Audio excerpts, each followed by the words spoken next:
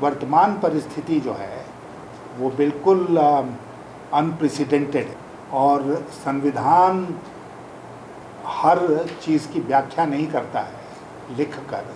संविधान की एक स्पिरिट होती है और उस स्पिरिट के अनुसार अगर काम किया जाए तो हमें लगता है कि सरकार के मुखिया के एब्सेंस में किसी एक व्यक्ति को चार्ज मिलना चाहिए।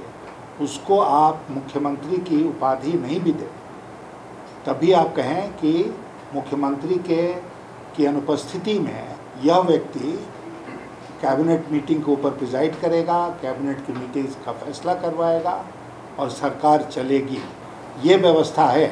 आप जानते होंगे कि देश में भी ऐसा होता है कि जब प्रधानमंत्री 10 दिन के लिए 12 दिन के लिए विदेश जाते हैं तो किसी न किसी को ये जिम्मेदारी दे कर जाते हैं कि भाई इसी बीच में आप इंचार्ज हैं, कैबिनेट की मीटिंग होगी, आप प्रिजाइड करेंगे और कोई बात होगी तो आप हमसे बात करके आगे निर्णय लेंगे।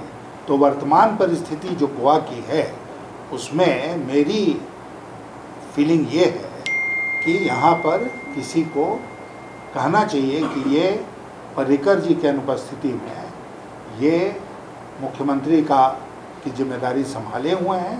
पर्रिकर जी स्वस्थ होकर लौट आएंगे तो फिर अपनी जिम्मेदारी संभालेंगे। ईवीएम्स के ऊपर से लोगों का भरोसा उठ चुका है और देश के कोने कोने से ये मांग उठ रही है कि बैलेट पेपर से चुनाव कराओ।